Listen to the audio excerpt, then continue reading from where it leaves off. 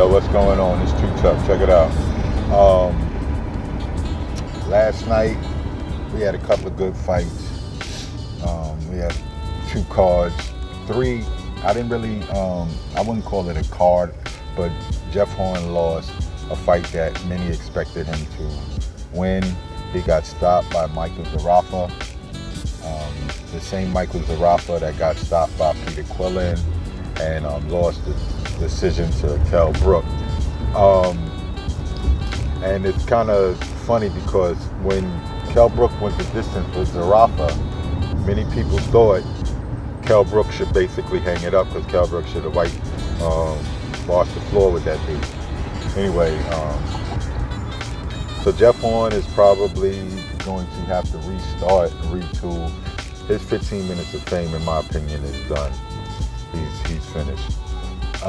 As far as getting big fights, maybe he'll get some fights down under, but like on the world stage, I think he's relatively done.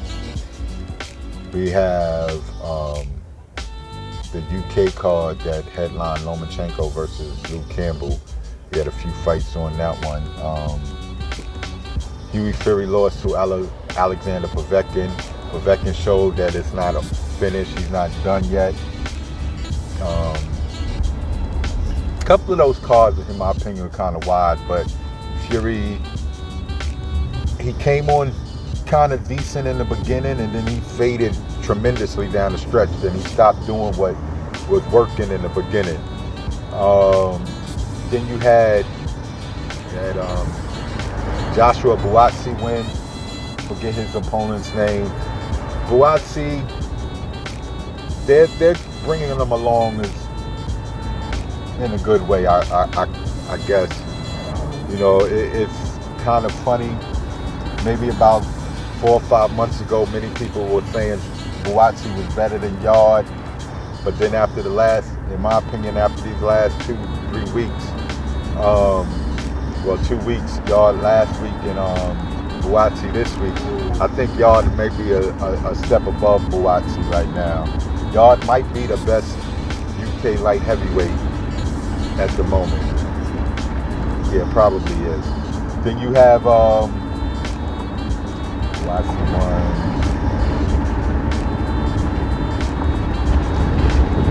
Joe Cardina was on the card.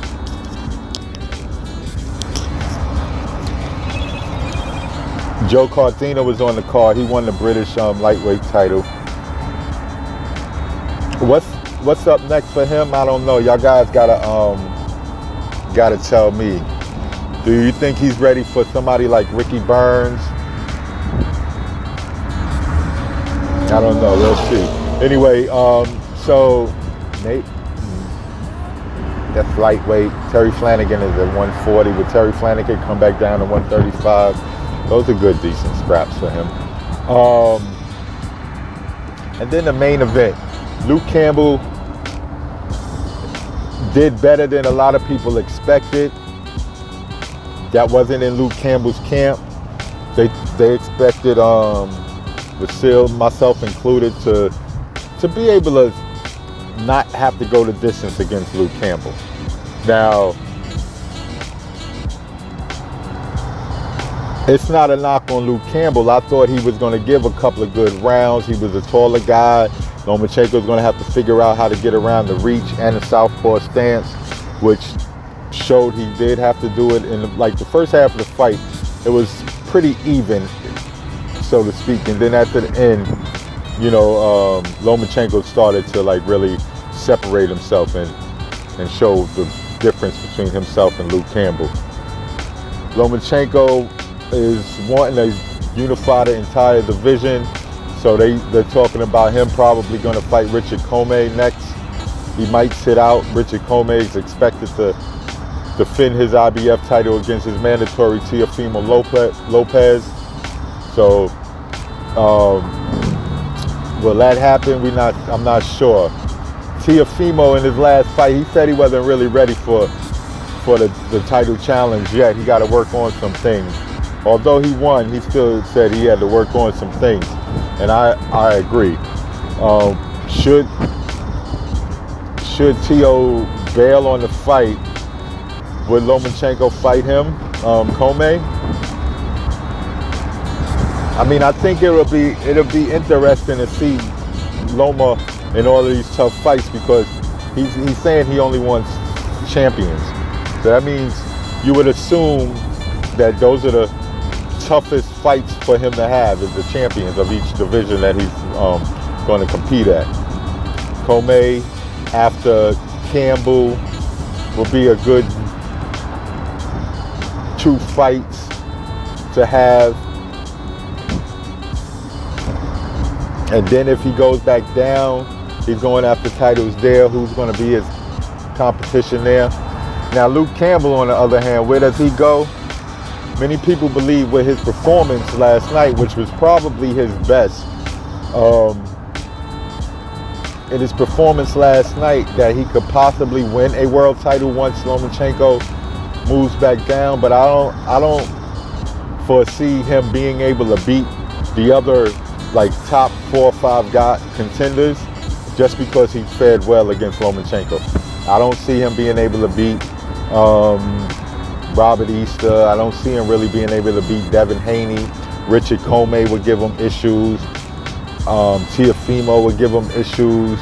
You know, there's quite a few people that I think Luke Campbell might lose to. So, with that being said, he did put on a good performance, and kudos to the Brit.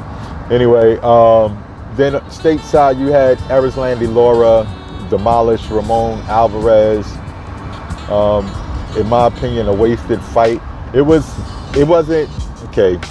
Lara needed to stay busy, need to get a win, because I think he had a draw his last time out, and so he needed to get a win. Nothing better than to get a win off the Alvarez name. You know, he looked good. The sad thing, it was announced as a WBA title fight. Now, the fight was announced, and then the WBA said, we're going to sanction that fight for the title, which is crazy that Alvarez was even up for it. I mean, he wasn't, with the weigh-in, he was overweight, so he couldn't have won the title anyway. But if he did make weight, he was going to be eligible to win the title, which would have been crazy. And his performance showed that he shouldn't have even been in a conversation to be up for a title shot. Lara demolished him quickly and efficiently. Can't really gauge too much, like is Lara back or whatever the case is. Although he's with his new trainer, he dropped Shields and is now with his old trainer, Ismael Salas. So he has his old trainer back. So, he's still comfortable. He's still familiar with the guy. So it shouldn't be too much of a get back to where they need to be. But as far as the fight in itself, you can't really tell too much by it, because it was quick and easy, and the opponent was not really somebody that was really trying to compete. I would like to see Lara fight. I mean, rumors are that the 2 rematches are going to be in December, so Lara won't fight any of those 4 guys. Harrison Hurd, J-Rock, or Charlo.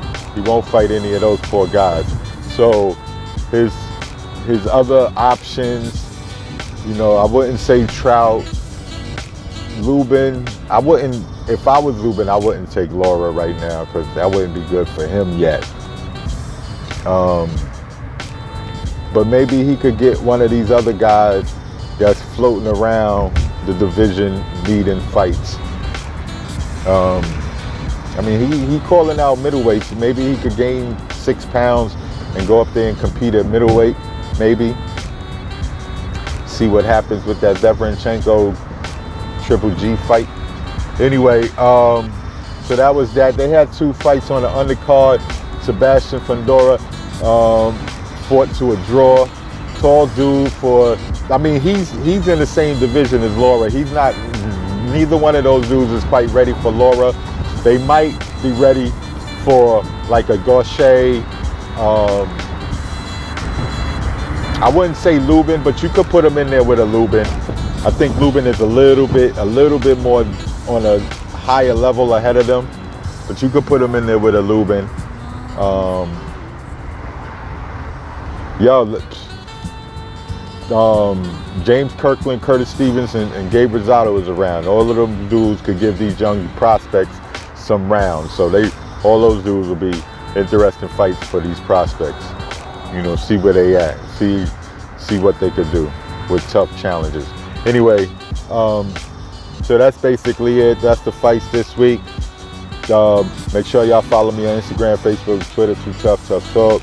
Subscribe to the YouTube channel, same name, and join the Facebook groups. Main Event Boxing Talk, Boxing Kings UK. All right, Too Tough, and I'm out.